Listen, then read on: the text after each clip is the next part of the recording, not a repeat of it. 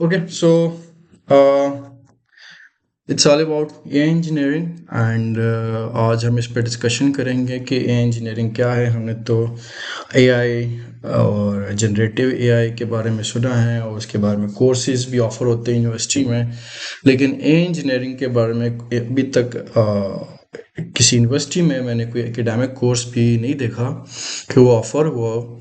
लेकिन it's beyond model training और या जो जनरेटिव एआई हैं उससे ये बियॉन्ड चीज़ है। It's all about complete system. ठीक है, तो ये हम डिस्कशन करेंगे इसके बारे में। जनरेटिव एआई सिर्फ इसका एक पार्ट है, सब part.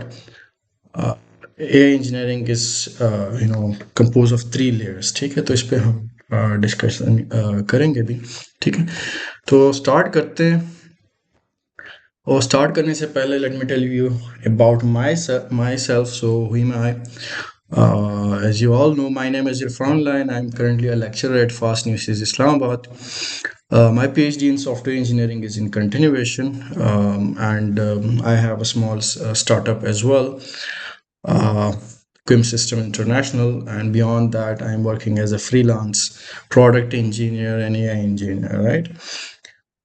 It's almost 10 years of my development experience, and my expertise are in software engineering, game engineering, MLDL, NLP, DevOps, LLM ops, agentic AI, right? And so far, I have collaborated with 100 plus international clients. I've done 100 plus projects for the international clients. So my main collaboration has remained with the international clients, right? So my contact information, you can find me on LinkedIn.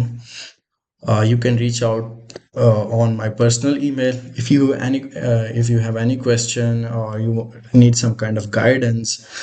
All right, or you can also reach out to me on my official email. Right, so this is my university email. So this is about me. Now let's come back to the AI engineering. So the agenda for today is this, and we will learn about all these things. The first, the AI engineering 3 layers, then we have a scenario.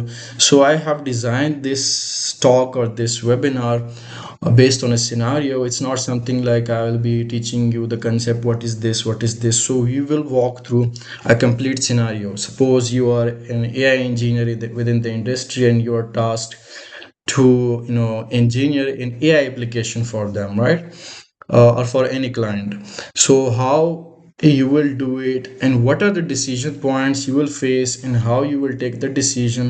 So and then once you take the decision, how you will evaluate that it is going the right way, right? So this is a scenario based discussion.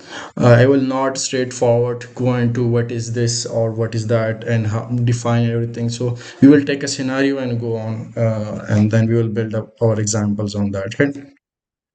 So the first thing is AI engineering scenario. We have buy versus host decision, and what if you buy, what if you host, how you will select models, what are the infrastructure, what is the infrastructure required, do you need to train a model or not to train. If you are training, so will you be training a model from scratch, or you are doing a full fine tuning, partial fine tuning, how you will measure the performance of your AI application, basically the model which you have integrated in the application, right? And then how you will evaluate the model that it is correctly responding. So we will take these things into consideration, and we will discuss all these in the upcoming slides, right? So let's dig into the AI engineering. What is AI engineering? So AI engineering revolves around 3 layers: application development, model development, and infrastructure, right? So let's first discuss the model layer. Our AI, whether it is ML, whether it is DL, whether it is Gen AI, all the AI resides here in the model layer, right? But in the real world, in the real applications, So it's not only about the model, there are many things you need to consider, you need to think about, you need to decide, you need to improve in order to, let's take the example of ChatGPT or OpenAI, right? So GPT-5, it's a model, the model is trained. If it is not accessible to people around the world, so it's useless, right? So there are certain principles, software engineering principles, which are applied. We type a prompt to the chat GPT and it responds within seconds, and we get a response, a complete, and we are using it. Just imagine that how they are doing it, right? If it was taking 5 minutes, 10 minutes for generating a response, nobody would use it, right? Nobody would prefer it. And let me give you the example, the DeepSeek example, right? So when the DeepSeek came into the market, people were using it, it was generating the information correctly, but after 5 minutes, we used to see the timeout error, something like this. And after then some an hour ago, when we come back, we were able to use the DeepSeek. So nobody use it, right? People then switch back to the chat gpt. Even DeepSeek was organizing the information better than chat gpt, but still people switch back to chat gpt. The reason was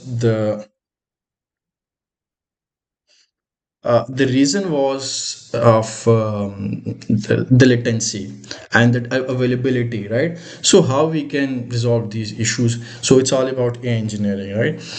Okay. Then, so in application layer, what we do, it's the interface where we do the prompt engineering, where we maintain the context, where do all we maintain the memory, right? So the memory required for the model to work, how it maintains the context. Just to give you an example, जिस तरह हम chat GPT से interact कर रहे होते हैं, तो अब हम एक कन्वर्सेशन स्टार्ट कर देते हैं, तो conversation ChatGPT keep track of our conversation, कि हमने जो हमारा पहला मैसेज था उसमें क्या डिस्कशन हुई, उसके बाद and what actually we are talking about, ठीक है? तो वो सारा कंटेक्स्ट मेंटेन रखता है। तो वो कंटेक्स्ट कैसे मेंटेन रखता है, उसके लिए मेमोरी यूज़ होती है, ठीक है? इवॉल्वेट हम कैसे करते हैं, तो भी एप्लीकेशन लेयर पे हैं। हमने अगर ऑप्टिमाइज़ करना है तभी एप्लीकेशन लेयर पे हैं वो सारी चीज़ें। इंटीग्रेट करना है तभी एप्लीकेशन लेयर है, ठीक है? मॉडल डेवलपमेंट लेयर में या मॉडल लेयर में आपने inference optimisation, training, data set engineering, evaluation model की सिर्फ, ठीक है? ओवरऑल सिस्टम की नहीं, वो देखते हैं। अब इस मॉडल ने कहीं ना कहीं पे किसी इंफ्रास्ट्रक्चर पे होस्ट होना है, ठीक है? किसी और ऑब्वियसली हम जो ए इंजीनियरिंग की बात करें, सो द लेटेस्ट ट्रेंड या जो लेटेस्ट मॉडल यूज़ हो रहे हैं, लार्ज लैंग्वेज मॉडल यूज़ हो रहे हैं, उसके लिए काफ़ी हाई कंप्यूट चाहिए होता है, कंप्यूट पावर चाहिए होता है, और उसमें स्पेसिफिकली हाई जीपीयूज़ रिक्वायर्ड है, ठीक है? तो हमें ये कैसे पता चलेगा कि कितनी जीपीयू रिक्वायर्ड है, ठीक है, कि हमारे मॉडल को रन करने के लिए? और अगर हमारे पास वो जीपीयू है ही नहीं, तो फिर हम क्या कर सकते हैं? फिर क्या हम वो मॉडल नहीं होस्ट करेंगे? तो वो चीज़ें हैं। फिर अगर हम मॉडल होस्ट कर देते हैं, फिर उसको मॉनिटर कैसे करेंगे, इवैल्यूएट कैसे करेंगे, ठीक है? तो ये सारी चीज़ें क्या है? तो ऑल जो एआई इंजीनियरिंग है वो रिवॉल्व करता है दीज थ्री लेयर्स। बाकी जो एआई है उसमें क्या है, उसमें सिर्फ हम फोकस होते हैं ऑन द मॉडल लेयर, ठीक है? And you will get to know about these things in the latest slide. अब थ्रू आउट दिस वेबिनार हम इन्हीं चीज़ों के बारे में डिस्कशन करेंगे। कुछ चीज़ें एप्लीकेशन लेयर में डिस्कस आएगी, कुछ मॉडल में आएंगे, कुछ इंफ्रास्ट्रक्चर में आएगी, ठीक है? और उस टाइम पे आप क्वेश्चन आंसर कर सकते हैं, then we will discuss that, right? Okay. So the first thing जो हमारे एजेंडा में भी है अभी थ्री लेयर के बाद, वो है सिनेरियो, राइट? कि जिस तरह मैंने आपको कहा कि हम एक सिनेरियो को लेके चलेंगे और हम ऐसा व्हाट इज़ या डेफिनेशन में नहीं लेके जाएंगे, ठीक है? सो व्हेन यू आर जब भी हम ये टॉपिक को एक्सप्लोर करेंगे, तो so you need to keep in mind the scenario, right? So the scenario is के you are hired as an AI engineer, मतलब आपको एक इंडस्ट्री, किसी कंपनी ने AI engineer as an AI engineer hire किया है। आपने उसके उनके लिए एक प्रोडक्शन ग्रेड, जो कि प्रोडक्शन ग्रेड एआई एप्लीकेशन है, वो डेवलप करना है, इंजीनियर करना है, ठीक है?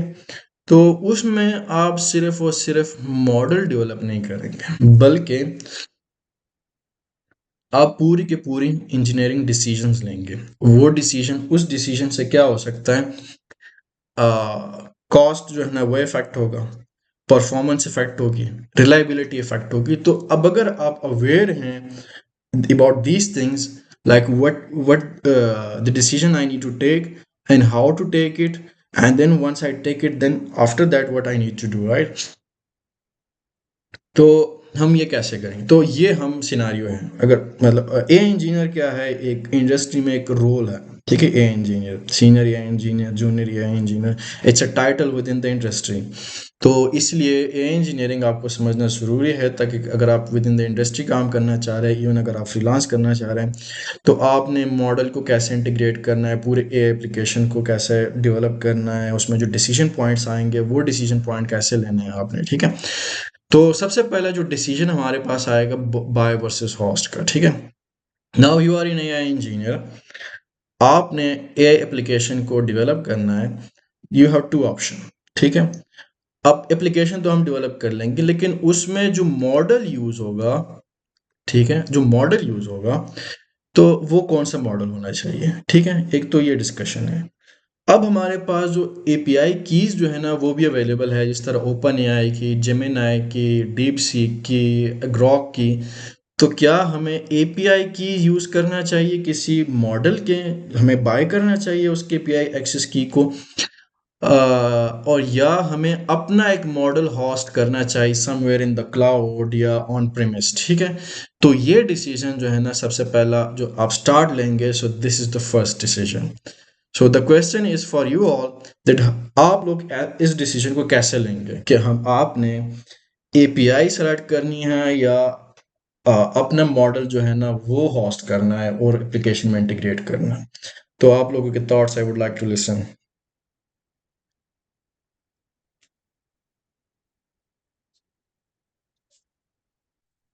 कोई आंसर करना चाहेगा?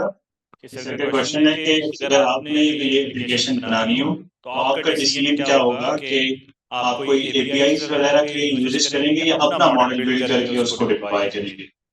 सर एपीआईज यूज करेंगे। Most of students are choosing the option of API. Why? Why?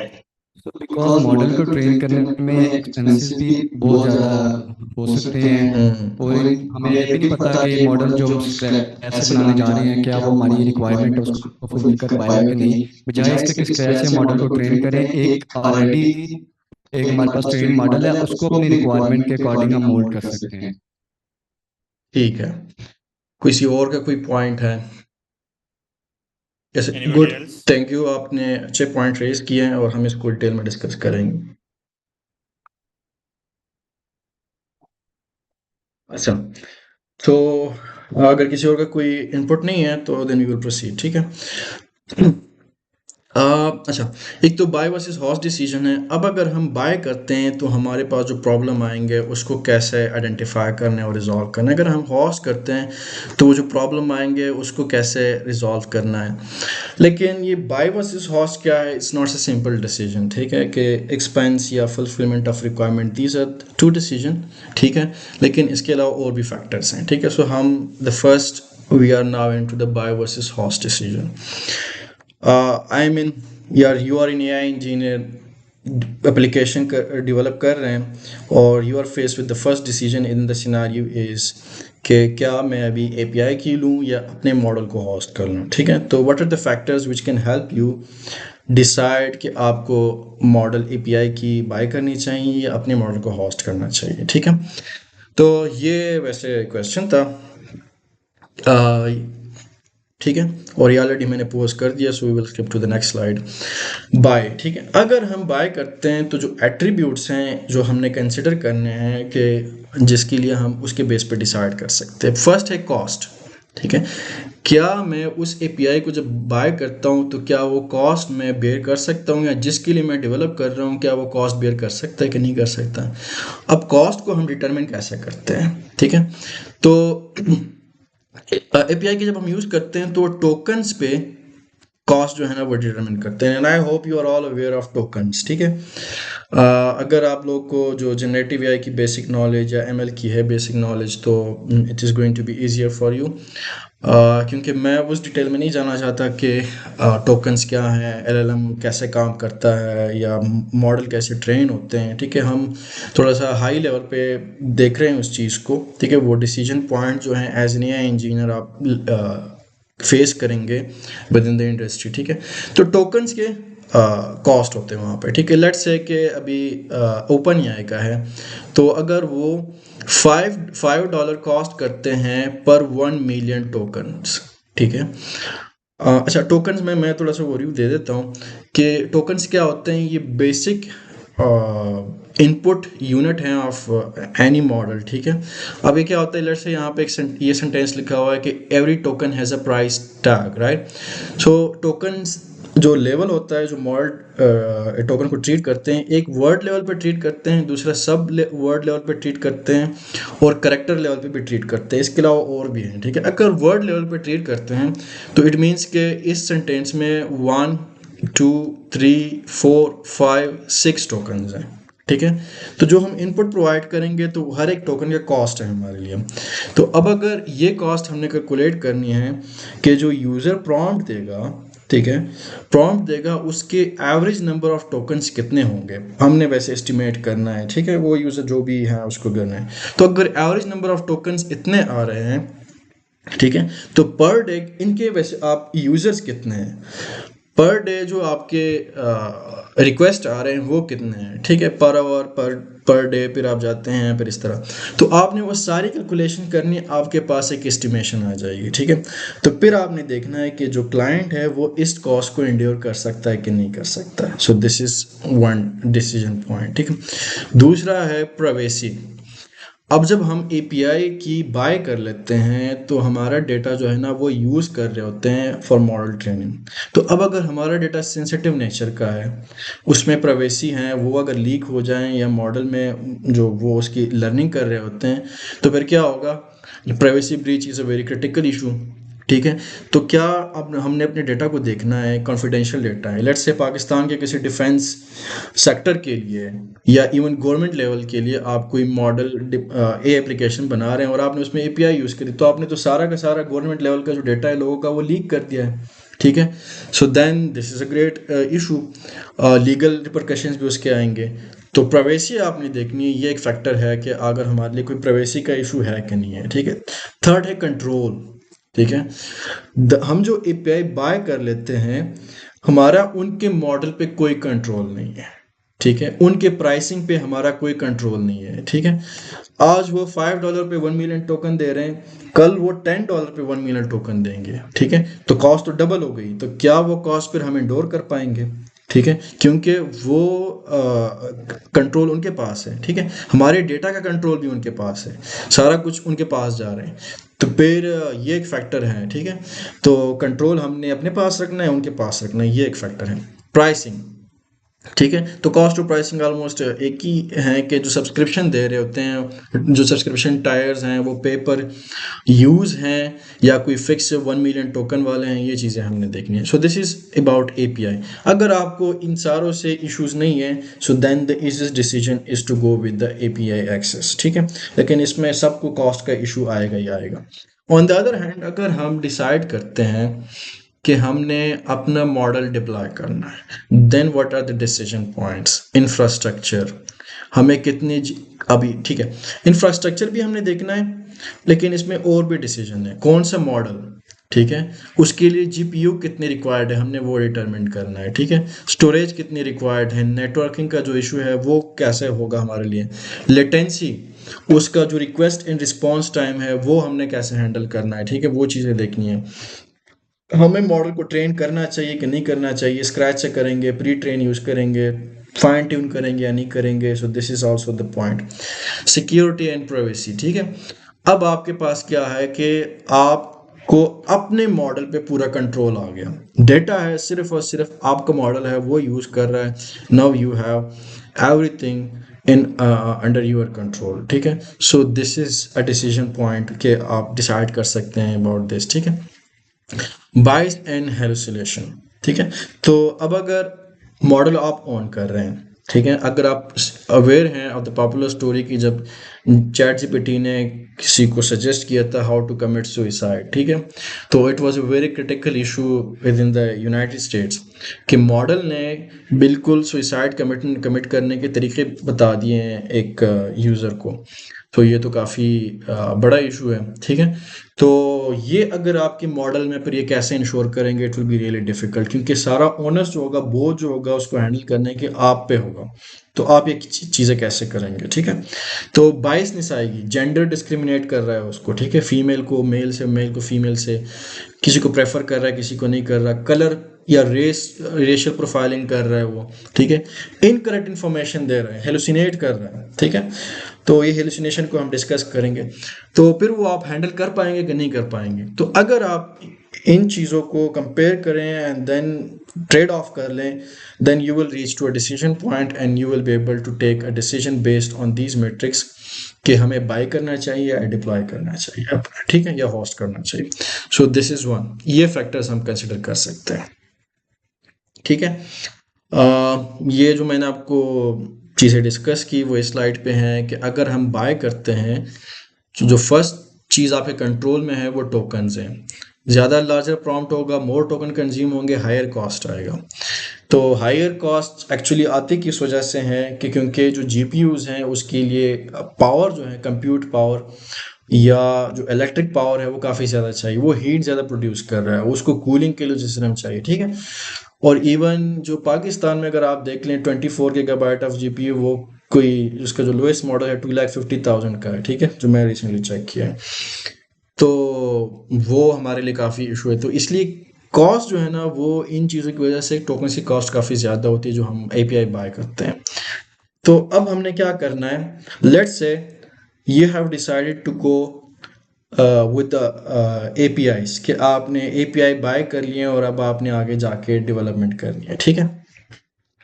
अब हमने क्या करना है, कॉस्ट को मिनिमाइज करना है। कॉस्ट मिनिमाइजेशन जो है ये हमारी स्ट्रेटजी है।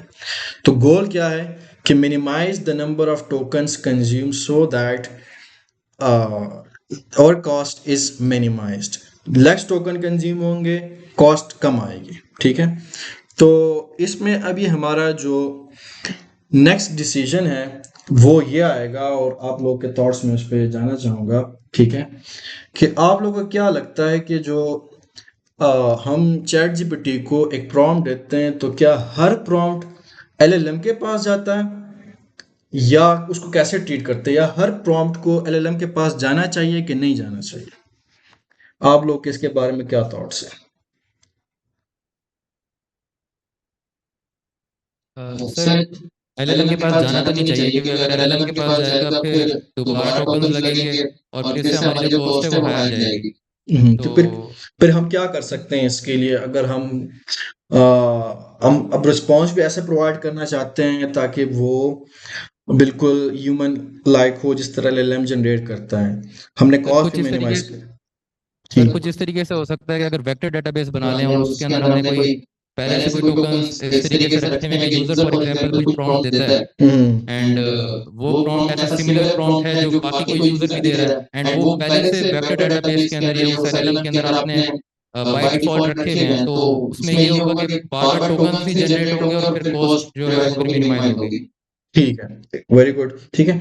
तो हम क्या करते हैं कि shall every request go to the LLM, question हमारे पास ये आएगा, ठीक है। तो नो, हर रिक्वेस्ट को एलएलएम के पास नहीं जाना चाहिए, ठीक है। तो वो हम कैसे डिसाइड करेंगे कि कौन से को जाना चाहिए, कौन से को नहीं जाना चाहिए, ठीक है। तो हमारे पास जो पहले मैकेनिज्म है कि प्रॉम्प्ट एंड रिस्पॉन्स कैशिंग या स्टोर जो हम करते हैं, ठीक है। फिर हम सिमेंटिक सिमिलरिटी और टोकन लिमिट्स इन चीज़ों को डिस्कस करेंगे, ठीक हो गया। अच्छा, अच्छा, मेरे पास कुछ बेसिक स्लाइड्स भी हैं टोकन्स को अंडरस्टैंड करने के लिए। तो पहले हम जिन लोगों को, शायद कुछ लोगों को पता है, एंड आई रियलाइज जो फर्स्ट रो में बैठे हुए हैं they are aware of these things, लेकिन शायद कुछ लोग पीछे बैठे हुए हैं उनको ना पता हो। तो प्रॉम्प्ट क्या है? सेट ऑफ इंस्ट्रक्शन है, हम प्रोवाइड करते हैं एलएलएम के लिए ताकि जो डिज़ायर आउटपुट है वो हम जनरेट कर सकें, ठीक है। एग्जाम्पल क्या है कि लेट्स से मैं एक प्रॉम्प्ट लिखता हूँ कि write a Python function to convert a sentence in tokens. ये हमने कर दिया, ये हमारे लिए क्या कर देगा, रिस्पॉन्स में एक पाइथन फंक्शन जनरेट करेगा जो कि सेंटेंस को टोकनाइज करेगा। अब टोकन क्या है कि the smallest processable unit of an LLM, ठीक है। ये वेरी बेसिक है लेकिन we shall go through it, ठीक है। तो हम क्या करते हैं, वर्ड लेवल पे करते हैं, सब वर्ड पे करते हैं, करेक्टर लेवल पे करते हैं, फिर वो हम बिट एंड बाइट पे भी जाते हैं, ठीक है। वो सारी चीज़ें भी हैं इसमें, लेकिन these are the most easiest one to give you a clue of tokens. तो अगर आप देख लें वर्ड लेवल पे अगर हम करेंगे तो इस सेंटेंस में कितने टोकन्स है, 1 2 3 4 5 6, ठीक है। The cat sat on the mat, 6 tokens. Subword अगर हम करेंगे तो सब वर्ड क्या होता है, वो वर्ड्स को डिवाइड कर देता है इनटू सब टोकन्स, ठीक है। तो अब अगर आप अनहैप्पीनेस को देख लें तो इसको अनहैप्पी और नेस 3 टोकन इससे बन गए सब वर्ड लेवल पे, ठीक है। और अगर ये वर्ड लेवल पे होता तो हमारा एक टोकन जो था वो कंज्यूम होता, ठीक हो गया। करेक्टर लेवल पे अगर हम करते हैं तो फिर क्या होगा, हर एक करेक्टर जो है ना हमारे लिए एक टोकन है, तो फिर 11 टोकन जो है ना कंज्यूम होंगे हमारे इस एक वर्ड अनहैप्पीनेस पे, ठीक हो गया। So these are all about tokens. अच्छा, अब हमने जो अभी डिस्कशन की कि क्या हर रिक्वेस्ट को आप डिज़ाइन कर रहे हैं, द सिनेरियो इज के आपने LLM जो है API की जो है ना वो बाय कर ली है, कॉस्ट को आपने मिनिमाइज करना है। Now you are face with the question कि अब हमने हर रिक्वेस्ट को LLM के पास नहीं भेजना है बल्कि इसको एप्लीकेशन लेयर पे ही डील करना है, ठीक है। तो अब क्या करेंगे आप, अब लेट्स से कि यूआर स्टूडेंट्स, आप पढ़ रहे हैं डेटा स्ट्रक्चर का एक कोर्स, ठीक है, और आप LLM के साथ आप इंटरेक्ट कर रहे हैं और हर बंदा एक ही प्रॉम्प्ट दे रहा है, डिफरेंट एल्गोरिथम्स आप पढ़ रहे हैं। तो पॉसिबिलिटी ये है कि जितने भी स्टूडेंट हैं 40 50 या 100, तो वो डेटा स्ट्रक्चर के एल्गोरिथम के बारे में ही क्वेश्चन करेंगे, प्रॉम्प्ट देंगे, ठीक है, उसको समझने की कोशिश करेंगे। तो लेट्स से किसी ने प्रॉम्प्ट दे दिया कि एक्सप्लेन बाइनरी सॉर्ट, ठीक है। तो अब हमने वो मोस्ट इसके जो स्टेप्स है हमने कैसे स्टोर करने हैं, कौन से प्रॉम्प्ट स्टोर करने हैं, ठीक है, और कौन से उसके रिस्पॉन्सेज स्टोर करने हैं। तो सबसे पहले हमने आइडेंटिफाई करना है कि मोस्ट कॉमन क्वेश्चन क्या है या मोस्ट फ्रीक्वेंट प्रॉम्प्ट्स कौन से हैं जो कि लोग यूज करते हैं इसके अगेंस्ट, ठीक है, वो आइडेंटिफाई करना है। तो जब वो आइडेंटिफाई हो जाएंगे तो हम एक ही दफ़ा वो प्रॉम्प्ट LLM के पास भेज देंगे और उसका रिस्पांस आ जाएगा। तो हम ये प्रॉम्प्ट और उसका जो रिस्पांस है इन दोनों को स्टोर कर लेंगे, ठीक है। अब जब नेक्स्ट टाइम वही रिक्वेस्ट आएगी टू आवर एप्लीकेशन, हमारे एप्लीकेशन में वही रिक्वेस्ट आएगी, तो हम क्या करेंगे, उस यूज़र की क्वेरी को या जो भी रिक्वेस्ट आएगी हमारे एप्लीकेशन को, तो हम क्या करेंगे, उसको मैच करने की कोशिश करेंगे कि क्या उस टाइप का प्रॉम्प्ट तो हमारे पास कहीं पे कैशे में स्टोर तो नहीं है या किसी डेटाबेस में स्टोर तो नहीं है, वेक्टर डेटाबेस में, ठीक है। अगर वहाँ पे है प्रॉम्प्ट स्टोर्स हैं तो इस क्वेरी का उन स्टोर प्रॉम्प्ट के साथ सिमिलरिटी क्या है, ठीक है, वो हमने फाइंड आउट करनी है। और उसके लिए हम यूज करते हैं कोसाइन सिमिलरिटी, ठीक है, वो अभी डिस्कस करते हैं। तो अगर लेट्स से हमने एक थ्रेशोल्ड रखा हुआ है कि अगर 0.75 से उसकी ग्रेटर सिमिलरिटी आती है तो instead of sending this request to the LLM, हम वो स्टोर्ड रिस्पॉन्स जो है ना वो यूजर को सेंड कर देंगे, ठीक है। तो क्या हो गया, हमारे जो टोकन्स हैं वो नंबर ऑफ टोकन कंजम्पशन क्या है वो मिनिमाइज हो गई है, ठीक है। तो अब हमने वो सेंड कर दिया, तो मेथड ये है। अब ये जो सिमिलरिटी है इसको हम समझने की कोशिश करते हैं, ठीक है। तो द फर्स्ट थिंग के सिमेंटिक सिमिलरिटी और एम्बेडिंग के बारे में देखेंगे, ठीक है, जो कि बिग स्टूडेंट ने बात की, ठीक है। हम प्रॉम्प्ट देंगे तो ये जो प्रॉम्प्ट हम देते हैं, जो मॉडल्स हैं या जो हमारे कंप्यूटर्स हैं वो इन वर्ड्स को नहीं समझते हैं, ये वो नंबर्स को समझते हैं, ठीक है। तो हम जो है इन प्रॉम्प्ट्स को वो नंबर्स में कन्वर्ट करते हैं, वेक्टर्स में कन्वर्ट करते हैं, ठीक है। तो वो क्या कैसे करते हैं मैं आपको बताता हूँ, ठीक है। Computer don't understand words only numbers, so every word या जिसको अभी हम टोकन कह रहे हैं, टोकन क्या है वो रिप्रेजेंट करते हैं एज अ वेक्टर, ठीक है। और आप लोगों ने लीनियर अलजेब्रा में वेक्टर्स वगैरह पढ़े होंगे, तो मैट्रिसेस होते हैं, ठीक है, हाई डायमेंशनल, वैसे अभी हम एक एग्जांपल देखेंगे, उसमें 4096 डायमेंशंस हैं एक मैट्रिक्स के, ठीक है, जो एलएलएम ट्रीट कर रहा होता है, वो भी 8 बिलियन पैरामीटर वाला, ठीक है। 4096 मल्टीप्लाई बाई 4096, तो इट्स वेरी ह्यूज मैट्रिक्स होता है वो। तो अब क्या होता है कि वो हर वर्ड जो है ना उसको रिप्रेजेंट करता है in this form of vectors. Let's say ये मैंने एक 1/4 जो है ना लिया हुआ है कि 1 रो है 4 कॉलम्स है, ठीक है इसके, लेकिन इस तरह नहीं होते। तो लेट्स से एक वर्ड है कन्वर्ट, ठीक है, तो वो कैसे रिप्रेजेंट होगा, इस तरह वेक्टर फॉर्म में। दूसरा वर्ड है ट्रांसफॉर्म, तो उसकी भी कोई वेक्टर रिप्रेजेंटेशन होगी, ठीक है। तो जब हम सिमिलरिटी फाइंड करते हैं, तो जब हम वर्ड्स को कन्वर्ट कर देते हैं इनटू वेक्टर्स, तो फिर हम कोसाइन सिमिलरिटी फाइंड करते हैं बिटवीन वेक्टर्स, ठीक है, उसको भी डिस्कस करते हैं, ठीक है। तो इस वर्ड्स को वेक्टर्स में कन्वर्ट करने के लिए इसको हम क्या कहते हैं, एम्बेडिंग्स कहते हैं, ठीक है। ये हमारे पास क्या है, एम्बेडिंग्स हैं। और इसकी डेफिनेशन मैंने यहाँ पे the numerical representation of words और डेटा, ठीक है। तो हम ये एम्बेडिंग्स कैसे क्रिएट करते हैं, हमारे पास मॉडल्स होते हैं, एम्बेडिंग मॉडल्स, जो कि हमारे वर्ड्स को कन्वर्ट करते हैं इनटू वेक्टर्स, ठीक है। तो जिस तरह अगर मोस्ट कॉमन हमारे पास क्या है, बट यूज करते हैं हम, ठीक है, या सेंटेंस ट्रांसफार्मर को भी यूज करते हैं हम, ठीक है, एम्बेडिंग करने के लिए। तो जो ओपन सोर्स है हमारे लिए, तो वो हम यूज करते हैं वर्ड्स को कन्वर्ट करने के लिए इनटू रिस्पेक्टिव एम्बेडिंग्स या वेक्टर्स, ठीक होगा। फिर उन वर्ड्स के दरमियान या जो दो क्वेरीज होते हैं उनके दरमियान कोसाइन सिमिलरिटी फाइंड करते हैं, ठीक है। कोसाइन सिमिलरिटी क्या करता है, ठीक है, पहले इस चीज को देखते हैं।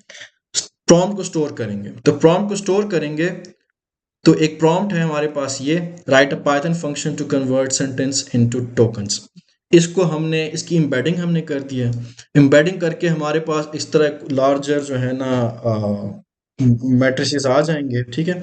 और इन एम्बेडिंग्स को हम स्टोर कर देंगे इनटू आवर वेक्टर डेटाबेस। वो वेक्टर डेटाबेस क्या होता है, कौन से हो सकते हैं, क्रोमा डीबी हो सकता है, पिनकॉन हो सकता है, विवेट हो सकता है, ठीक है, और भी सारे हैं हमारे, हम वो यूज कर सकते हैं। वहां पे जाके ये वेक्टर्स को हम स्टोर कर देंगे, इन एम्बेडिंग्स को स्टोर कर देंगे, ठीक है। अच्छा, अब next time the flow is कि नेक्स्ट टाइम एक यूजर क्वेरी आ गई है, ठीक है, हमारे पास यहाँ पे एक वेक्टर डेटाबेस है जहाँ पे क्वेरीज जो है ना वो स्टोर्ड है इन द एम्बेडिंग फॉर्म, ठीक है। यूजर की क्वेरी आ गई है, अब वही क्वेरी एग्जैक्टली ये क्वेरी है, write a Python function to convert sentence into tokens, ठीक है।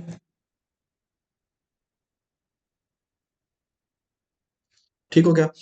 तो अब हमने क्या करना है, सॉरी, ये आ गया। तो इस क्वेरी को भी हमने सेम मॉडल के थ्रू एम्बेड कर देना है, इसकी एम्बेडिंग्स क्रिएट कर देनी है, ठीक है, एम्बेडिंग्स क्रिएट कर देनी है।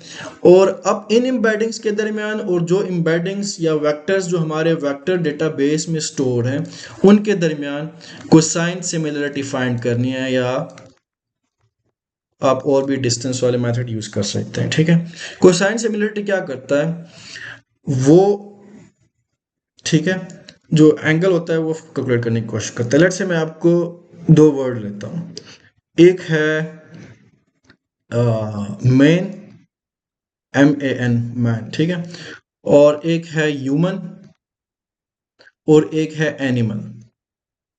जब हम इनकी कोसाइन सिमिलरिटी फाइंड करने की कोशिश करेंगे, तो लेट्स से ये वेक्टर है मैन का, ठीक है, इसका एंगल ये बन रहा है, ठीक हो गया। और दूसरा वर्ड है ह्यूमन, तो ये ह्यूमन और मैन का जो वेक्टर है वो बहुत ही क्लोजर होंगे, ठीक है। इनका एंगल जो बन रहा है वो काफी, मतलब एक तो क्योंकि ये मैन जो है ना वो क्लोजर है to human class than to animal. लेकिन इसी अगर हम एनिमल को ड्रॉ करें तो उसका डिस्टेंस लेट्स से कि काफ़ी ज़्यादा होगा, अभी ये यहाँ पे एक सही एक्यूरेट ड्राइव नहीं होगा इन दोनों वेक्टर से, क्योंकि animal is a different class, ठीक है। तो जो एम्बेडिंग मॉडल्स होते हैं हमारे पास, वर्ड एम्बेडिंग मॉडल्स, वो सिमेंटिक मीनिंग्स के वो अवेयर होते हैं, ठीक है, कि ह्यूमन और मैन जो है ना वो क्लोजर होंगे, मैन और बॉय क्लोजर होंगे, वोमेन और ह्यूमन क्लोजर होंगे, लेकिन वोमेन और गर्ल जो है ना वो क्लोजर होंगे। बॉय और बॉय की जो ज्यादा क्लोजनेस होगी वो क्या होगी, मैन के साथ होगी इंस्टेड ऑफ, अगर हम जेंडर को कंसिडर कर ले, ठीक है। तो इन कोसाइन सिमिलरिटी की जो वैल्यू आती है बिटवीन 0 to 1 आती है हमारे पास, ठीक है। तो अगर 1.0 है तो 100% सिमिलरिटी है, ठीक हो गया। तो वो तो एग्जैक्टली सिमिलर है। फिर हम क्या करेंगे, जिसके साथ अगर हमने लेट्स से थ्रेशोल्ड जो डिफाइन किया है वो 0.75 है, अगर 75% सिमिलरिटी आ गई है तो हमने फिर क्या करना है, उस रिक्वेस्ट को एलएलएम के पास नहीं भेजना बल्कि एक जो स्टोर्ड रिस्पॉन्स है उसको सेंड करना है टू द यूजर, ठीक है। तो वो यहाँ से जो वेक्टर डेटाबेस है हम उसे पिक करेंगे और भेज देंगे। So this is how we can minimise the consumption of tokens, ठीक है। तो अगर सिमिलर है तो रिटर्न द कैशर रिस्पॉन्स या द स्टोर रिस्पॉन्स, अगर सिमिलर नहीं है तो फिर क्या करें, फॉरवर्ड टू एलएलएम, एलएलएम को पास कर दे और वहां से जो रिस्पॉन्स आएगा आपने उसको यूजर को फॉरवर्ड कर देना है, ठीक है। सो ये हम करते हैं टोकन्स को कम करने के लिए, ठीक है। तो अगर हम ऐसा कर लेते हैं तो टोकन्स के जो कॉस्ट है बिल्कुल इस एक क्वेरी के तो जीरो कॉस्ट आ जाएगी हमारे लिए, ठीक हो गया। अगर किसी के क्वेश्चन नहीं है so then I will proceed to the next topic.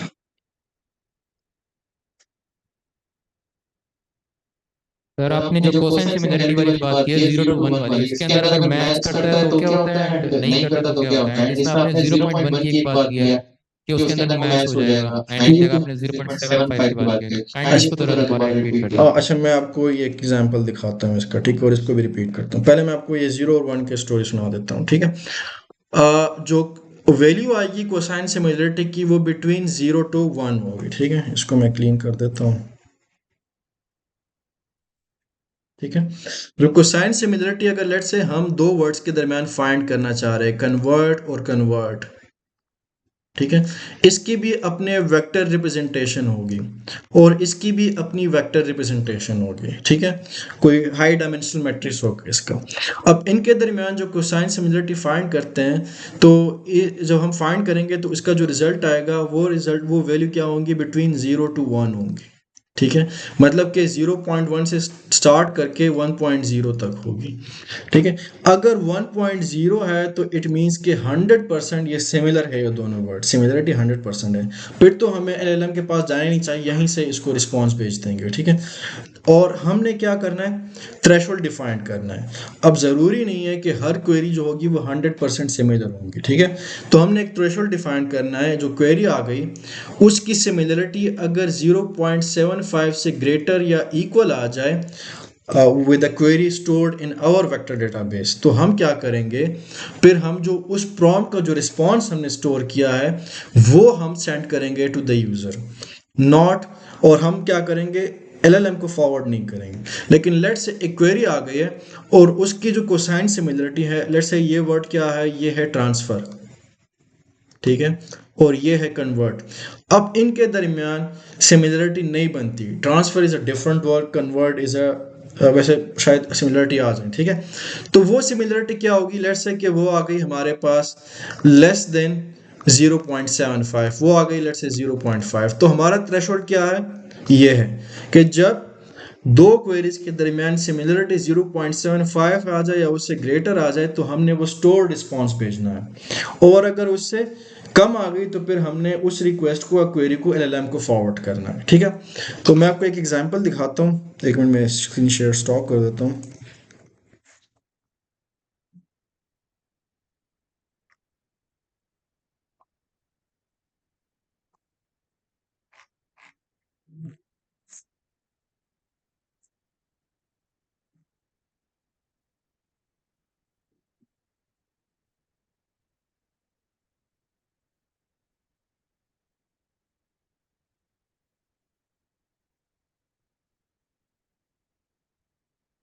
अच्छा, आप इसको देख लें, ठीक है। शेयर हो गई, नजर आ रही है सबको? जी विजिबल। ठीक है। तो अब मैं यहाँ पे क्या कर रहा हूँ, एक सेंटेंस ट्रांसफार्मर यूज करता हूँ, ठीक है। वो ओपन सोर्स इसलिए अवेलेबल है, मॉडल है हमारे पास। और मेरा जो सेंटेंस है या क्वेरी है वो क्या है कि write a Python function to convert sentence into tokens. मैंने इस मॉडल को यूज करके इसको क्या कर दिया, एम्बेडिंग में कन्वर्ट कर दिया, ठीक है, एम्बेडिंग में कन्वर्ट कर दिया। अब देखते हैं कि इसका रिजल्ट क्या आएगा। थोड़ा तो जूम इन करते हैं इरफान सर, ठीक थोड़ा सा है, जूम इन करते हैं। मैं करता हूँ। Is it enough? जी थैंक यू। ओके, ठीक है। तो अब हमने क्या किया, ये क्वेरी है, ठीक है, ये यूजर ने दी है, ठीक है, वो हमारे पास आ गई सिस्टम में, हमने इसको इसकी एम्बेडिंग कर दी, एम्बेडिंग हो गई है। अब जब इसकी एम्बेडिंग, ये वैसे मॉडल डाउनलोड हो रहा है, ठीक है, तो इसकी एम्बेडिंग हो गई है। तो अब मैंने इसके एम्बेडिंग्स को प्रिंट किया है। तो आप देख लें इसका जो वेक्टर है उसकी डायमेंशन देख लें, ठीक है, ये काफ़ी बड़ा वेक्टर बन गया, यहाँ से स्टार्ट है ये, और इसको मैं स्क्रॉल डाउन करता हूँ, ये क्या है, इसकी वेक्टर रिप्रेजेंटेशन है ऑफ दिस वन सेंटेंस, ठीक है, ये। और ये यूज़ कर रहा है फ्लोट 32, तो ये फ्लोट 32 को भी हम डिस्कस करेंगे, ये क्या चीज़ें हैं, ठीक है। अच्छा, इसकी एम्बेडिंग बन गई है। तो अब मैंने आपको एम्बेडिंग वैसे दिखानी थी कि एम्बेडिंग होती कैसे है, इसकी रिप्रेजेंटेशन। अब मैंने वही सेंटेंस लिया है, दो वेरिएबल में स्टोर कर दिया, सेंटेंस 1 सेंटेंस 2, और जो वर्डिंग है इनकी एग्जैक्टली सेम। मैं चाहता हूं कि इन दोनों के दरमियान सिमिलरिटी फाइंड करें, ठीक है। तो वही सेंटेंस ट्रांसफार्मर मॉडल को यूज़ किया, इन दोनों को मैंने एम्बेडिंग में कन्वर्ट कर दिया। तो इसकी भी एम्बेडिंग क्रिएट हो गई, इसकी भी एम्बेडिंग क्रिएट हो गई है। अब मैंने इन दोनों के दरमियान सिमिलरिटी फाइंड करनी है कि क्या सिमिलरिटी है इसकी दूसरे के साथ। तो यहाँ पे मैंने क्या किया, इसी ट्रांसफार्मर लाइब्रेरी का मैंने यूटिल जो है वो इंपोर्ट किया है। अच्छा, अब मैंने क्या किया कि कोसाइन सिमिलरिटी फाइंड करें बिटवीन द सेंटेंसेस, लेकिन अब हम वर्ड्स को यूज़ नहीं करेंगे, सेंटेंसेस को यूज़ नहीं करेंगे, बल्कि इसकी एम्बेडिंग्स को यूज़ करेंगे। तो एम्बेडिंग 1 और एम्बेडिंग 2 कोसाइन सिमिलरिटी आ जाएगी।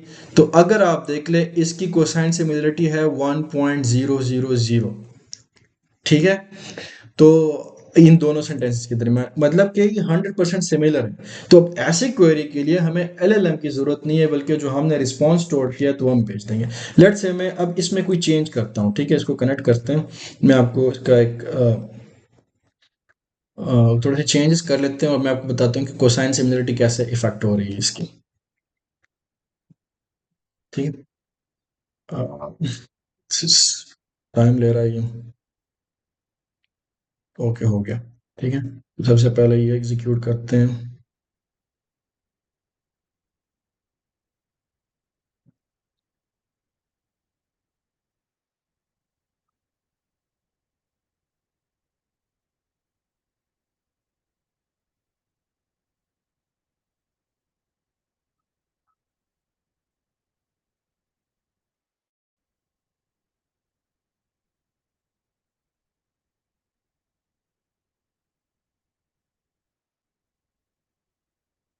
अच्छा, ये फर्स्ट टाइम इसलिए लेगा कि ये सेंटेंस ट्रांसफार्मर मॉडल जो है ना, ये हगिंग फेस से डाउनलोड करेगा ये, ठीक है।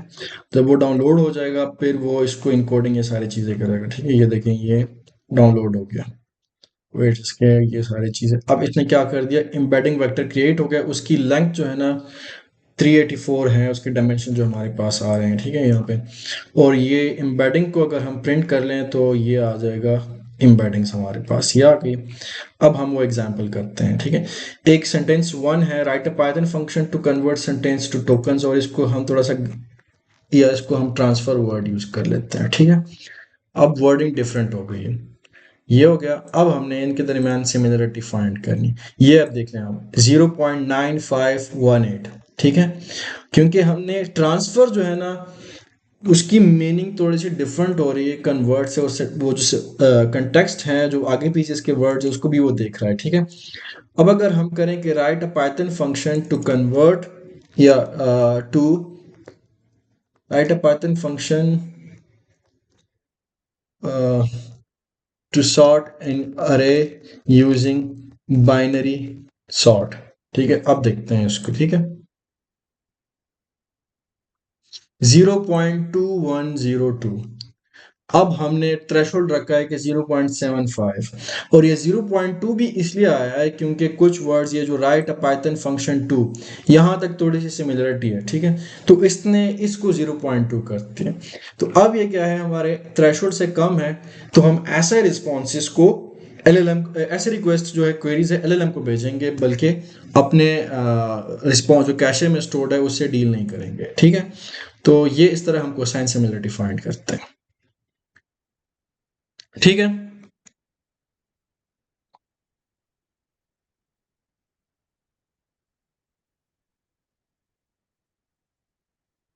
जी ठीक है, अब स्क्रीन अगेन काइंडली शेयर करें। ओके, तो नाउ सर जी सर एक क्वेश्चन है। जी सर ये जो थ्रेशोल्ड हम जो डिक्लेयर करते हैं, जैसे आपने कहा 0.75, क्या ये हम अपनी मर्जी से मतलब डिक्लेयर करते हैं? फॉर एग्जांपल मैं अगर इन सेंस 0.50 थ्रेशोल्ड डिक्लेयर कर देता हूँ, और जो आपकी थी क्वेरी के एक यूजर को रिटर्न करना है, मैंने कोई ना कोई बाइनरी क्लास वगैरह कुछ ऐसा प्रॉम्प्ट आ जाता है, तो अगर तो 0.5 से ज़्यादा आ जाएगा, इसका मतलब है कि मेरा जो आंसर है वो मेरा ऑलरेडी स्टोर्ड रिस्पॉन्स के साथ सिमिलर है, तो उसको रिटर्न करना चाहिए जो ऑलरेडी स्टोर्ड रिस्पॉन्स है। तो ये क्या थ्रेशोल्ड अगर हम कम रख देंगे तो इससे इफेक्ट नहीं पड़ेगा हमारे आंसर पे? अच्छा, ये गुड क्वेश्चन है। थ्रेशोल्ड जो है ना, इसका कोई इस तरह क्राइटेरिया नहीं कि हमें इतना रखना चाहिए। ये डिपेंड करता है कि अब लेट से 0.5 आप रख देते हैं and for what ever reason वो सिमिलरिटी जो है ना 0.5 जिस तरह हमने अभी किया उसमें सिर्फ कुछ वर्ड सेम थे और 0.2 आ गया, ठीक है। कंटेक्स्ट लार्जर हो जाता है और वो सिमिलरिटी 0.5 आ जाए लेकिन फॉर वट एवर रीज़न, ठीक है, और आपने एक रॉन्ग आंसर यूज़र को भेज दिया है, ठीक है, तो 0.5 क्या है, 50-50 में है हम, तो एक 50% इधर या 50% उधर।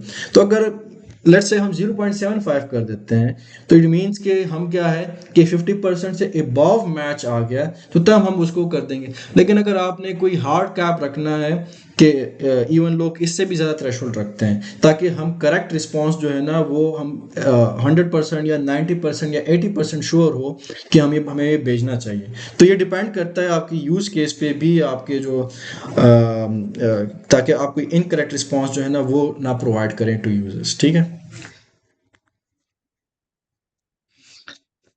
अच्छा, अब हम सर ठीक।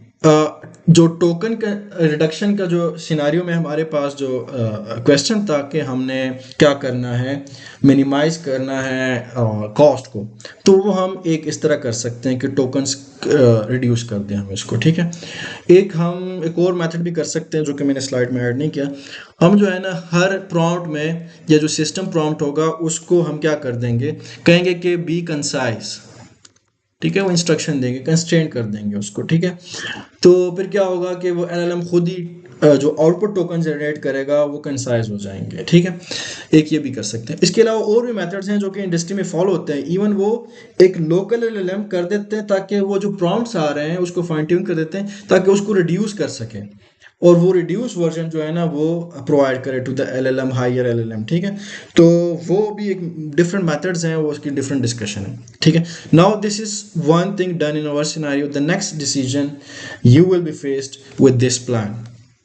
आपका क्या है, एक SaaS प्लेटफॉर्म है, software as a service provide कर रहे हैं, यूज़र आ रहे हैं, सब्सक्रिप्शन ले रहे हैं, आपने खुद API की यूज़ की हैं और यूज़र आपके प्लेटफॉर्म को यूज़ कर रहे हैं, सब्सक्रिप्शन ले रहे हैं। अब सब्सक्रिप्शन ले रहे हैं, आपका एक चैट बॉट है जो कि बैकएंड पे OpenAI का यूज़ कर रहा है, लेकिन आप उनको सर्विसेज प्रोवाइड कर रहे हैं, ठीक है, जो कि यूजुअली होता है। आपने प्लान्स बनाए हुए फ्री, प्रो और प्रीमियम।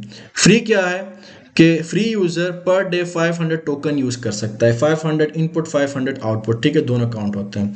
प्रो यूज़र जो है सब्सक्राइब करेगा, उसकी कोई पेमेंट होगी तो वो 10,000 टोकन यूज़ करेंगे इनपुट एंड आउटपुट, ठीक है। ये मैंने वैसे रैंडम वैल्यूज़ लिए हुए हैं, तो ये आपने एस्टिमेशन निकालनी होती है। कौन से फैक्टर्स आपने कंसिडर करने होते हैं कि जो API है वो मुझे 1 मिलियन टोकन के इतना कॉस्ट कर रहा है, ठीक है, लेट्स से $5, ठीक है। मैं प्रो प्लान दे रहा हूँ $20 का, ठीक है। और इसमें से जो लेट्स से कि हम $5 या $10 हम रखते हैं उसके लिए जो कि एक जो टोकन कंज्यूम करेगा, बाकी हमारे प्लान का हिस्सा होगा, ठीक है। तो ये इस तरह फिर आपने एस्टिमेशन करनी होती है। अच्छा, ये हो गया, प्रो ये यूज़ कर रहा है। प्रीमियम, उसको आपने अनलिमिटेड टोकन्स दे दिए कि वो जितना चाहे यूज़ कर सकता है। It's a very high cost हो इसकी होगी, API की काफ़ी कॉस्ट आएगी आपको, ठीक है। तो आपने इस प्लान के जो प्राइस रखना है वो फिर आपने एस्टिमेशन करनी है कि इस अगर वो पर डे इतने रिक्वेस्ट करेगा, इतने टोकन्स आएंगे तो एक महीने में कितने आएंगे, तो फिर आपने वो कॉस्ट ऐड करके वो जो प्रीमियम सब्सक्रिप्शन का प्लान है उसकी प्राइस जो है ना आपने सेट करनी है। लेट से आप सेट करते हैं कि $200, ठीक है, ये सेट कर दें। अच्छा, now the question is, the decision point you will face is कि आप ये कैसे करेंगे कि इन टोकन्स यूसेज को लिमिट कर दें। एनीवन इन द बैक जी, रोज? क्वेश्चन है सबसे कि जी, अगर आप कोई इस तरह का प्लान बनाना चाहें जिसके अंदर 3 डिफरेंट टायर्स हैं, उनको आप अपने पास बैकएंड में कैसे इम्प्लीमेंट करेंगे इन टायर्स को डिफरेंटली? LLM आपके पास है, ठीक है। आपने अपने AI एप्लीकेशन में उसको इंटीग्रेट कर दिया है। LLM सॉरी, आपने API की बाय की है, अपने एप्लीकेशन में इंटीग्रेट कर दिया है। आप अपने एप्लीकेशन में सब्सक्रिप्शन प्रोवाइड कर रहे हैं, आप कोई सर्विस प्रोवाइड कर रहे हैं अपने एप्लीकेशन में, ठीक है। अब आपने टेयर्स डिसाइड कर दिए सब्सक्रिप्शन के, फ्री के, प्रो के, प्रीमियम के, और आपने अभी उनके टोकन यूजेज को लिमिट करना है, ठीक है। तो वो कैसे करेंगे आप? सर इनपुट अमाउंट को लिमिट करके कि इतनी दफ़ा इनपुट ले सकते हैं या सिर्फ स्पेसिफिक अमाउंट लेंथ मैसेज की इतनी हो सकती है? नहीं, एक मैसेज की नहीं ना, अब वो मल्टीपल क्रॉस क्वेरीज जो है ना, हमने टोकन की, मतलब अगर मैं लेट्स से आज 10 क्वेरीज करता हूँ, लेकिन वो 10 क्वेरीज जो है ना ओवरऑल उसका अगर वो 500 टोकन से एक्सीड हो गए हैं तो मेरा लिमिट एक्सपायर हो जाएगा, ठीक है। तो फिर मुझे क्या करना होगा, या तो सब्सक्राइब करना पड़ेगा, या नेक्स्ट डे मैंने ट्राई करना होगा, अदरवाइज मेरे कोई जो रिक्वेस्ट है वो एंटरटेन नहीं होगी फ्री में। तो ये कैसे इंश्योर करेंगे आप?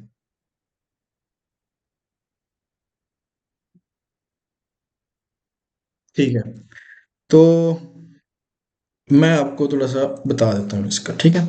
करते कैसे हैं, तो जो भी क्वेरी आएगी यूजर की, ठीक है, उसको हम क्या करेंगे, टोकनाइज करेंगे अपने एप्लीकेशन लेयर पे, ठीक है, एप्लीकेशन लेयर पे इसको हम टोकनाइज करेंगे। टोकनाइज कर लेंगे, हमारे पास क्या बन जाएगा, टोकन्स आ जाएंगे, हम उन टोकन्स को काउंट कर देंगे, ठीक है, काउंट कर देंगे। अब हमारे पास जो काउंट आएगा, लेट्स से कि मैंने एक क्वेरी दी है 10, वो क्वेरी है 10 टोकन्स की, 10 वर्ड्स उसमें यूज हो रहे हैं। ये क्वेरी, अब मैंने जो लिमिट है इसका, वो डेटाबेस में हमारे पास इसका जो फ्री प्लान है उसका लिमिट सेट होगा कि 500 है, और पर डे ये लिमिट हमने रीसेट करना है, ठीक है। तो 10 टोकन्स आ गए। अब हम देखेंगे कि जो अवेलेबल लिमिट है, ठीक है, अब अच्छा, ये इसका जो है ना थ्रेशोल्ड है कि इससे आगे नहीं जा सकता, लेकिन जो इसका जो अवेलेबल लिमिट होगा, या जो इसको लेट्स से इसने अभी 10 कंज्यूम किए हैं, तो इनपुट टोकन क्या होंगे, लेट्स से कि 490 जो है ना अभी बचे हैं इसके। तो एक और क्वेरी आ गई 10, तो हमने काउंट किया, उसके टोकन 10 हो गए, तो हमने यहाँ से इसको रिड्यूस करना है 480, और इस क्वेरी को भेज देना है LLM के पास। रिस्पॉन्स आएगा, ठीक है, यहाँ पे रिस्पॉन्स आएगा, उनके टोकन्स भी हमने काउंट कर देने हैं, ठीक है।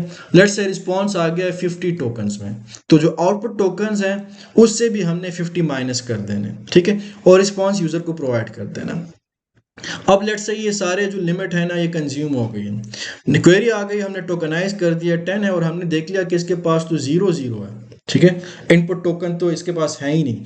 तो फिर हम क्या करेंगे, ये रिक्वेस्ट LLM के पास नहीं जाएगी, बल्कि यहीं से हम एक एरर मैसेज दे देंगे, एक वार्निंग दे देंगे कि आपके जो फ्री लिमिट है फॉर दिस डे वो यूटिलाइज हो गई है, now you need to subscribe और wait for the next day, ठीक है। तो आप इस तरह के मैकेनिज्म अप्लाई कर सकते हैं और अपने प्लेटफॉर्म में सब्सक्रिप्शन प्रोवाइड कर सकते हैं और टोकन की लिमिट भी रख सकते हैं। जी, कोई क्वेश्चन है गेस?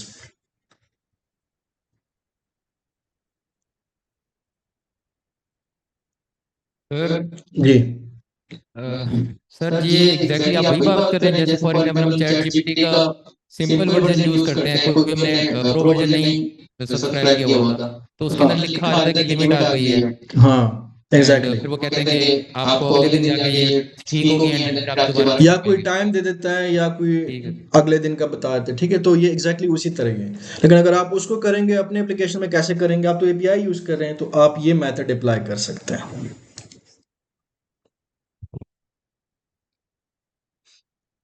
किसी और का क्वेश्चन? ठीक है, अच्छा, सर जी सर एक चीज को क्लियर कर दें कि ये जो रिस्पांस जो हमें आया है एलएलएम की तरफ से, उसके भी क्या टोकन काउंट होते हैं और वो डिटेक्ट होते हैं उसके इनपुट टोकन में से? जी, अगर आप ओपन एआई के प्लान में जाए ना तो आपको कहेंगे कि 1 मिलियन टोकन जो है ना, इनपुट टोकन्स की प्राइस ये है, और जो आउटपुट टोकन आएंगे उसकी प्राइस ये है। ठीक है, तो ये दोनों काउंट होते हैं।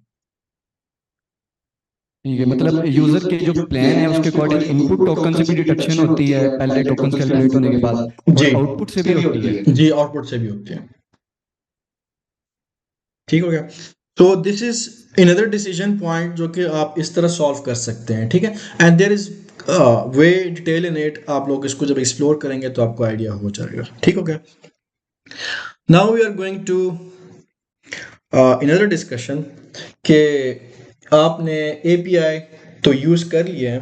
ठीक है, अब क्या करना है कि आप चाहते हैं कि उसके जो रिस्पॉन्सेज हों वो कंसिस्टेंट हो, वो खुद से कोई मेडअप चीज़ें ना बनाए, क्रिएटिविटी ना करें उससे, बल्कि स्टिक टू द पॉइंट हो। ठीक है, तो उसके लिए हमने उसका एक पैरामीटर सेट करना होता है, उसको कहते हैं टेम्परेचर। ठीक है, तो हमने जब रिक्वेस्ट जा रही होती है, ये एआई इंजीनियर ने करना है। ठीक है, जब आप एप्लीकेशन डेवलप कर रहे होंगे तो आपने इसको हम कहते हैं क्रिएटिविटी पैरामीटर। ठीक है, मतलब ये मॉडल जो है ये फिर ज़्यादा क्रिएटिव हो जाता है इन अ सेंस कि ये जो अगर मैं इसको एक्सप्लेन इस तरह करता हूँ कि अगर हम इस टेम्परेचर की जो वैल्यू होगी, अगर आपको ये बार नज़र आ रहा होगा, 0.0 से लेकर है ये 1.0 तक है। ठीक है, और यहाँ पे ये कलर जो है ना ये कट हुए हैं, तो 0.5 जो है ये हमारे पास क्या है, एक गुड मेजर है कि हम इसको रख लें तो थोड़ा बहुत करें। अब अगर हम इसको 1.0 रख देते हैं तो अगर आप देख लें हाई टेम्परेचर में हमारे पास क्या होगा, लो प्रोबेबिलिटी टोकन्स। तो वो टोकन्स जिनकी प्रोबेबिलिटी काफ़ी लो होगी वो भी कंसिडर हो जाते हैं। इसका एग्जांपल मैं आपको ऐसे बताता हूँ। ठीक है, हमने एक मॉडल है, वो सेंटेंस अच्छा, जो मॉडल है एलएलएम काम कैसे करता है, वो टोकन बाय टोकन जनरेशन कर रहा होता है। ठीक है, वो ऐसे नहीं करता कि पूरे सेंटेंस जनरेट करता है, टोकन बाय टोकन करे। ठीक है, लेट्स से ये जनरेट कर रहा है कि आई या let's say this is an. ठीक है, ये आ गया। ठीक है, तो अब ये क्या है, इसने दिस जनरेट कर दिया, कंटेक्स्ट में दिस आ गया, फिर ये जब इस जनरेट करेगा तो इसके अगेंस्ट दिस के बाद बहुत सारे टोकन्स होंगे वो आ जाएंगे, तो जिसकी हाईएस्ट प्रोबेबिलिटी होगी वो सेलेक्ट होगा। लेट्स से इधर आ गया, ये इस अभी तक जनरेट नहीं हुआ। ठीक है, तो लेट्स से कि इसको 0.8 प्रोबेबिलिटी मिली है। ठीक है, आर को 0.2 प्रोबेबिलिटी मिली है, और एम को ठीक है 0.1 मिली है। ठीक है, इस तरह और भी प्रोबेबिलिटीज मिली है इसमें। तो जो हाईएस्ट प्रोबेबिलिटी वाला होता है वो ही क्या करता है, सेलेक्ट कर देता है। तो हमारे पास यहाँ पे क्या आ जाएगा, इज आ जाएगा। अब दिस इज आ गया है तो कंटेक्स्ट में दिस इज है। यहाँ पे जब कोई और टोकन जनरेट होगा तो अब ये कंटेक्स्ट में है, तो अब जब जनरेट करेगा तो इसके लिए और प्रोबेबिलिटी कैलकुलेट होंगी। ठीक है, तो अब बाय डिफॉल्ट जब हम इसके टेम्परेचर को लो रख देते हैं या 0 रख देते हैं तो जो सबसे हाईएस्ट प्रोबेबिलिटी वाला होता है वही सिलेक्ट करके आगे जा रहा होता है। ठीक है, टोकन बाय टोकन जनरेट कर रहा होता है। लेकिन अगर हम इसके टेम्परेचर को बढ़ा दें, 0.5 कर देते हैं, तो फिर क्या करता है, ये लोअर प्रोबेबिलिटी वाले टोकन्स को भी कंसीडर करना शुरू कर देता है। ठीक है, फिर वो 0.1 भी शायद आ जाए उसमें, 0.2 भी शायद आ जाए इसमें। इसके लिए और दो पैरामीटर्स हैं जो कि डिपेंडेंट है, ये टेम्परेचर उस पर डिपेंडेंट, एक है पी और दूसरा है के। ठीक है, उसको भी हम डिस्कस करेंगे। ठीक है, डायरेक्टली ऐसे पुट डायरेक्ट नहीं जाता टेम्परेचर के बेस पे। ठीक है, पी और के बेस पे भी कैलकुलेट होता है। तो ये फिर लोअर प्रोबेबिलिटी वाले टोकन्स को भी कंसिडर करना शुरू कर देता है, जिसकी वजह से वो गलत या हेलुसिनेशन में चला जाता है। हेलुसिनेशन क्या है वो अभी हम डिस्कस करेंगे। वो ऐसी इंफॉर्मेशन होती है कि वो रियली वो बिल्कुल करेक्ट आपको नजर आ रही होंगी, लेकिन असल में क्या है वो गलत होंगी। ठीक है, तो ये टेम्परेचर की वजह से फिर वो ये इशू आ सकते हैं। तो हमने टेम्परेचर को बैलेंस रखना है 0.5। ठीक है, तो ये जब रिक्वेस्ट भेजते हैं आप एलएलएम को तो उसके साथ आप ये पैरामीटर लगाएंगे, पास करेंगे टेम्परेचर TMP, इस तरह पैरामीटर होते हैं TMP, और इसकी वैल्यू होगी 0.5 या 0.6।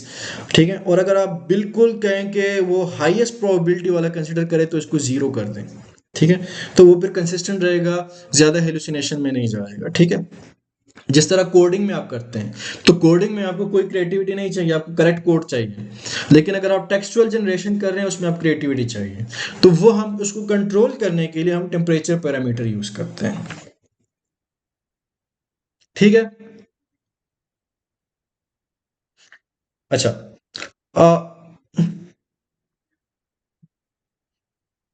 नेक्स्ट जाएंगे।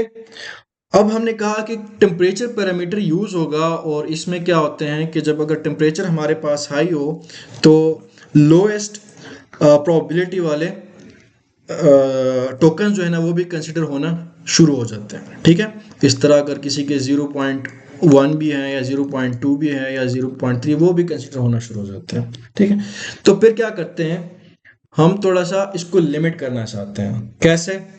वो उसके लिए हमारे पास क्या है, के और पी के पैरामीटर्स हैं, टॉप के एंड टॉप पी। ठीक है, होता क्या है कि जो टोकन्स, अब यहाँ पे जिस तरह हमने एग्जांपल लिया कि दिस इज एन, ठीक है, ये अब जब यहाँ पे जो इसके बाद टोकन जनरेट होगा, उसके लिए जो प्रोबेबिलिटीज आएंगे और टोकन्स आएंगे, तो वो उसकी लिमिट नहीं है कोई। ठीक है, कितने टोकन्स अपने आप को प्रेजेंट करेंगे टू द प्रोबेबिलिटी, ठीक है, कि वो सेलेक्ट हो जाए इसमें। ठीक है, तो लिमिट नहीं है। लेकिन ये क्या चीज़ है, ये परफॉर्मेंस वाइज गुड नहीं है। ठीक है, अब अगर लेट्स से 100 टोकन्स जो कि प्रोबेबिलिटी वो प्रेजेंट कर दे अपने आप को सिलेक्शन के लिए, तो परफॉर्मेंस हमारी काफ़ी ख़राब हो जाएगी और टोकन्स जनरेशन में टाइम ज़्यादा लगेगा। ठीक है, so then this is another decision point कि आपने इसको कैसे सॉल्व करना है। सॉल्व कैसे करेंगे, आप के और पी की वैल्यूज़ को एडजस्ट करेंगे। आप कहेंगे के की वैल्यू अगर लेट से हमने यहाँ पे 3 रखी हुई है, ठीक है, तो इसका मतलब क्या है, टॉप के इसको वैसे कहते हैं। ठीक है, इसका मतलब ये है कि जब हम ये कर रहे थे दिस इज एन और यहाँ टोकन कैलकुलेट हो रहा था, तो आपने जो टोकन प्रेजेंट अपने आप को प्रेजेंट करेंगे फॉर सिलेक्शन, वो क्या होने चाहिए, सिर्फ 3 होने चाहिए। के इज इक्वल टू 3 हमने रखा हुआ है। ठीक है, के इज इक्वल टू 3 रखा हुआ है, तो यहाँ पे 3 टोकन जो है ना वो सिलेक्शन के लिए अपने आप को प्रेजेंट करेंगे। ठीक हो गया। अब P का रोल इसमें क्या है, P हम सेट कर देते हैं और इसकी वैल्यू क्या करते हैं, हम बिटवीन 0 एंड 1 सेट करते हैं। ये प्रोबेबिलिटी है। हम कहते हैं कि टोकन्स क्या है, 3 तो हमने, ये 3 तो वैसे हमने काफ़ी लेस सेलेक्ट कर दिया। अगर हम 5 करते 10 करते तो फिर इस पर एग्जाम्पल ज़्यादा था। ठीक है, तो हम कहते हैं अगर सबकी कम्युलेटिव प्रोबेबिलिटी है जो यहाँ पे है, ठीक है, कम्युलेटिव प्रोबेबिलिटी 0.9 तक रीच हो जाए, ठीक है, उसके बाद आपने टोकन को देखना ही नहीं है, सिर्फ उन्हीं में से 3 सेलेक्ट करते हैं। ठीक है, लिस्ट यहाँ पे आ गई हमारे पास। ठीक है, बहुत सारे टोकन जनरेट हो रहे हैं, यहाँ पे मैंने एग्जांपल दिया हुआ है। ठीक है, T1, ठीक है, हमारी प्रोबेबिलिटी क्या है, 0.5 है। T1 है 0.9 है, वो तो इसमें आ ही नहीं रहा। ठीक है, अगर हम इसको ग्रेटर देन और इक्वल लिख लेते तो फिर ये आ रहा है, अगर नहीं लिखते तो फिर, लेकिन ये कम्युलेटिव प्रोबेबिलिटी है तो ये हम कम्युलेटिव ही लेंगे। ठीक है, तो ये नहीं आ रहा। टोकन 2 है उसकी प्रोबेबिलिटी 1 है, टोकन 3 है उसकी प्रोबेबिलिटी 3 है, और टोकन 4 है इसकी प्रोबेबिलिटी 1 है। तो तीनों की कम्युलेटिव प्रोबेबिलिटी क्या हो गई, 0.5 हो गई। जैसी 0.5 हो गई है, ये सेलेक्ट हो जाएंगे, सेलेक्ट हो जाएंगे। नाउ बेस्ड ऑन द के वैल्यू, उसमें से वो टॉप प्रोबेबिलिटी वाले टोकन सेलेक्ट हो जाएंगे और उनमें से फिर सिलेक्शन होगी। ठीक है, उनमें से फिर सिलेक्शन होगी कि कौन सा टोकन जो है ना वो सेलेक्ट होगा नेक्स्ट। जी सर एक क्वेश्चन है जी सर, टेम्परेचर पैरामीटर्स का यूज तो बेसिकली इसलिए हम कर रहे हैं ना ताकि हमारा जो रिजल्ट है वो जो जनरेट करके हमें मिल रहा है उसको हम हाईएस्ट प्रोबेबिलिटी वाला मतलब हमें रिजल्ट मिले। जो भी हमारा रिजल्ट जनरेट हो रहा है उसमें जो हमें चाहिए, जो रिक्वायर्ड है, उसकी हाईएस्ट प्रोबेबिलिटी है, जैसे कि उसको सिलेक्ट होता है टेम्परेचर पैरामीटर में, ऐसा ही है। तो ये पैरामीटर टॉप के एंड टॉप पी क्या कर रहे हैं सर, इसकी समझ नहीं आई। क्योंकि उधर आपने कहा कि जैसे कि आपने कहा कि टेम्परेचर हम ना ज़्यादा रखते हैं ना कम रखते हैं, 0.5 रखा हमने प्रोबेबिलिटी को, ठीक है। तो ये पैरामीटर्स ये क्या करते हैं टॉप के एंड टॉप पी? ठीक है, may be you weren't focus, लेकिन मैंने एक्सप्लेन किया या मिस कर दिया आपने उसको नोट करना, ठीक। ये देखें, मैंने आपको कहा कि जब हम टेम्परेचर लेट्स से कि हम 1 सेलेक्ट कर देते हैं, तो मतलब कि क्या होगा कि लोएस्ट प्रोबेबिलिटी वाले टोकन भी सिलेक्ट होंगे, ठीक है। और मैंने एग्जांपल दे दिया कि दिस इज एन, ठीक है। यहाँ पे अभी नेक्स्ट टोकन ने आना है। कौन से टोकन ने आना है? हमने के और पी सेट नहीं किया, ठीक है, अभी हमने। अब यहाँ पे क्या होंगे, बहुत सारे टोकन जो है ना अपने आप को सिलेक्शन के लिए प्रेजेंट कर देंगे, ठीक है। अब लेट्स से कि एक टोकन सिलेक्शन के लिए 100 टोकन्स मैदान में आ गए, किसको सेलेक्ट करना है? वेरी डिफिकल्ट डिसीजन, ठीक है। तो अब इससे क्या होगा, परफॉर्मेंस आपकी इफेक्ट होगी। हर टोकन सिलेक्शन में टाइम लगेगा और जो जनरेशन होगी उससे आपके जो होंगे टाइम ज़्यादा लग जाएगा। वो अभी हम आगे डिस्कस करेंगे लेटेंसी को। तो फिर हम क्या करते हैं, टॉप के और टॉप पी को सेलेक्ट करना शुरू कर दे। 1 मिनट, सॉरी, ठीक हो गया। तो हम टॉप के और टॉप पी पैरामीटर्स जो है ना वो ऐड कर देंगे। 100 पैरामीटर्स हैं, हमने कहा टॉप पी है कि जब वो टोकन सेलेक्ट करें जिनकी कम्युलेटिव प्रोबेबिलिटी 0.5 हो जाए, ठीक है। वैसे भी बहुत कम थ्रेशोल्ड रखा है, तो क्या हो जाएंगे, कम्युलेटिव टोकन ऑलरेडी कम हो गए हैं, ठीक है, ऑलरेडी कम हो गए। लेट्स से कि 10 टोकन जो है ना वो हमारे इस कम्युलेटिव प्रोबेबिलिटी क्राइटेरिया में आ रहे हैं, कम हो गए हैं। अब 10 में सिलेक्शन है, ठीक है, 10 में सिलेक्शन है। This is also 10 is also greater number. हम इसको फर्दर रिड्यूस करना चाह रहे हैं, हम के की वैल्यू सेट कर देते हैं और के को हमने सेट किया कि 3। अब इन 10 में 3 टोकन जो है ना टॉप के वो सेलेक्ट करने हैं, ठीक है। तो अब 100 में, 10 में और 3 में सिलेक्शन क्या होगा, हमारी परफॉर्मेंस से क्या हो जाती है, इंक्रीज हो जाती है। So this is all about temperature top की एंड टॉप पी, या टॉप के एंड टॉप पी। क्लियर है? जी सर, ठीक। Okay, thank you sir. इधर कुछ 5-7 मिनट की ब्रेक ले लेते हैं, आप भी ठीक है, ब्रेक ले लें, फिर 5-7 मिनट में स्टार्ट करते हैं यहाँ से आगे। ओके, ठीक है, थैंक यू।